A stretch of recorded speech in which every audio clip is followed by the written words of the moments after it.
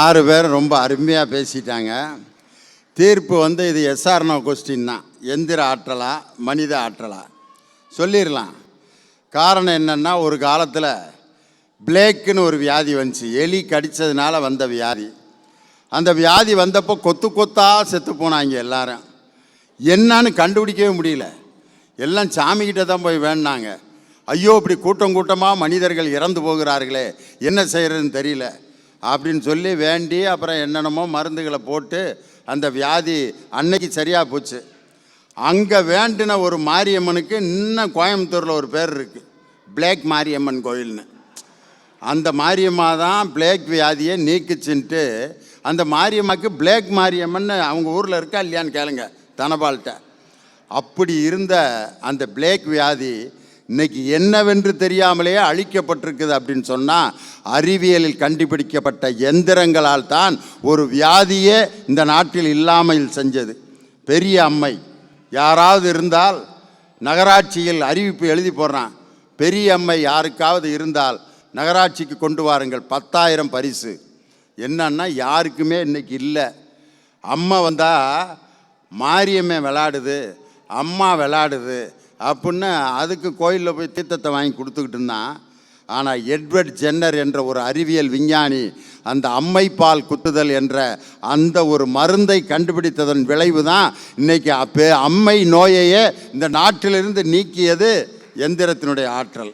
அதனால தான் பாரதியார் என்ன பாடினார்னா, வெள்ளி பனி மலையின் மீதுலாவுவோம், அலை மேலை கடல் முழுதும் கப்பல் விடுவோம், ஆயுதம் செய்வோம் நல்ல காகிதம் செய்வோம், ஆலைகள் வைப்போம் கல்வி சாலைகள் வைப்போம், ஓயுதல் செய்வோம் தலை சாயுதல் செய்யோம், உண்மைகள் சொல்வோம் பல வன்மைகள் செய்வோம் அப்படின்னு பாரதியார் ஆயுதம் செய்வோம் காகிதம் செய்வோம் ஆலைகள் செய்வோம் சாலைகள் வைப்போம் அப்படின்னு பாடினார். ஆனால் இவர் சொன்னார், காந்தி வந்து அகிம்சை என்ற ஆயுதத்தை வைத்திருந்ததால் தான் இந்தியா வெள்ளைக்கார ஏகாதிபத்தியத்தை எதிர்த்து போராடியது. எப்போ? சுதந்திர போராட்டம்னு ஒன்று நடந்த பிறகு. சுதந்திர போராட்டத்தில் மிகப்பெரிய ஆயுதங்களாக பயன்பட்டது அப்படின்னு கேட்டார். ஆனால் அதுக்கு முன்னாடி வெள்ளைக்காரன் பீரங்கியை வச்சு சுட்டுக்கிட்டு இருக்கான்.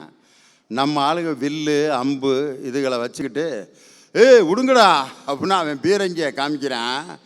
நம்ம ஆளுங்க நம்ம படைத்தலைவர்கிட்ட கேட்குறான், என்னடா வெள்ளைக்காரங்க இங்கே போர் நடக்கிற இடத்துல புட்டுக்குழாயை கொண்டு வந்து புட்டு சுட்டு திங்கிறாங்களா, இவ்வளோ பெரிய புட்டுக்குழாயாக இருக்கட்டு, புட்டுக்குழா இல்லடா பீரங்கிடா, இழுத்தான்னா 1000 பேர் செத்துருவீங்கடா அப்படின்ட்டு. அன்னைக்கு அவன் ஆயுதத்தினால் நம்மை அடிமைப்படுத்தினான். ஆனால் மகாத்மா காந்தி தன் மனித ஆற்றலினால் நமக்கு சுதந்திரம் வாங்கி கொடுத்ததால் தான் அவர் மகாத்மா அப்படின்ட்டு ரொம்ப அருமையாக மனித ஆற்றலுக்கு பேசினாங்க. எந்திர ஆற்றலும் ரைட்டு. நான் ஒரு ஊரில் பார்த்தேன், ஒரு டீச்சரு பள்ளிக்கூடத்தில் வேலை பார்த்துக்கிட்டு இருந்தாங்க. பள்ளிக்கூடத்து பணத்தை கையாடல் பண்ணி ஜெயிலுக்கு போயிட்டாங்க. பிடிச்சி அரெஸ்ட் பண்ணி உள்ளே வச்சாச்சு. யார்? டீச்சரு. அந்த டீச்சரு ஒரு வாத்தியாரை சப்ஸ்டியூட்டாக போட்டாங்க. அவர் வந்து பாடமே நடத்தாமல் அழுதுகிட்டே இருந்தார். மாணவர்கள்லாம், சார் பாடம் நடத்துங்க சார், ஏன் சார் அழுதுகிட்டே இருக்கீங்க? இருந்தாலும் அந்த டீச்சர் சரி சரி பாடம் நடத்துங்க சார். அந்த டீச்சர் தான் 110 பக்கத்தை கடன்னு வாசிச்சுட்டு போனாங்க. அவங்களும் பாடம் நடத்தலை, நீங்களாவது நடத்துவீங்கன்னு பார்த்தா நீங்களும் நடத்த மாட்டேங்கிறீங்களே சார்.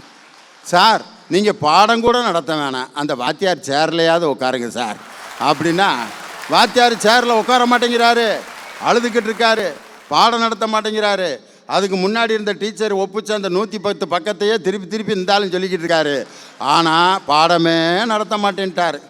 அப்போ பயல்கள்லாம் சொன்னாங்க, ஏற்கனவே 5 வருஷம் இந்த பள்ளிக்கூடத்தில் ஹெட்மாஸ்டராக இருந்தார் ஒருத்தர், தங்கமான வாத்தியார், அவர் திரும்ப எங்களுக்கு வாத்தியாராக கிடச்சா நல்லா பாடம் நடத்தலாமுங்க அப்படின்னொன்னே இன்னொரு பையன் சொல்லியிருக்கான், அவர் ஹெட்மாஸ்டராக இருந்தப்போ இன்னொருத்தர் துணை தலைமை ஆசிரியராக இருந்தார், அவர் வந்தார்னா இன்னும் நல்லா இருக்கும்யா அப்படின்ட்டு பயலுகள் சொன்னாங்க.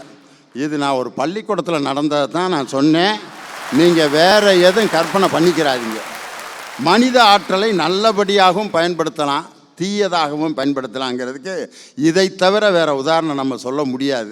அதனால தான் பட்டுக்கோட்டை கல்யாண சுந்தரம் என்ன சொன்னார்னா, சந்திரனை தொட்டதின்று மனித சக்தி, சரித்திரத்தை மாற்றியது மனித சக்தி, இந்திரன் தான் விண்ணாட்டின் அரசன் என்ற இலக்கணத்தை மாற்றியது மனித சக்தி. மனிதனால் உருவாக்கப்பட்டது தான் எந்திரன். எந்திரன் படத்தினுடைய ஃபினிஷிங் பார்த்தீங்களா? என்ன ஆச்சு? அவர் ரஜினி அவ்வளோ கஷ்டப்பட்டு உருவாக்கின அந்த எந்திரன் எப்போ அவர் டென்ஷன் ஆனார் தெரியுமா? ஐஸ்வர்யா ராயை கரெக்ட் பண்ண ஆரம்பிச்சிருச்சு. அது வரைக்கும் அவர் எந்திரத்தை இது சந்தோஷமாக தான் பார்த்தாரு. ஆஹா, நான் உருவாக்கிய எந்திரம் அப்படின்னு அதுவும் சிரிக்குது, அதுவும் கூட வருது, அதுவும் டான்ஸ் ஆடுது, அதுவும் சாப்பிடுது, எல்லாம் செய்யுது. எங்கன ஆள் பாதிக்கப்பட்டான் பார்த்தீங்களா? ஒய்ஃபை கரெக்ட் பண்ணிடுச்சு. முத்தம் கொடுத்தோன்னே இவரால் தாங்க முடியல.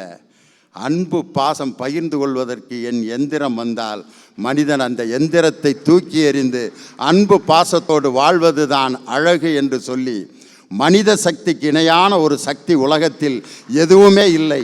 மனிதன் பிறப்பிலிருந்து இறப்பு வரை அவனை ஆட்டி வைப்பதும் மகிழ்ச்சியை கொடுப்பதும் மனித சக்தி தான். மனித ஆற்றலே, மனித ஆற்றலே என்று சொல்லி மனித ஆற்றலை கொண்டாடும் மேதின வாழ்த்துக்களை என் கலைஞர் தொலைக்காட்சி ரசிக பெருமக்களுக்கு மேதின வாழ்த்துக்களை மீண்டும் சொல்லி உங்களிடமிருந்து விடைபெறுகிறேன். நன்றி, வணக்கம்.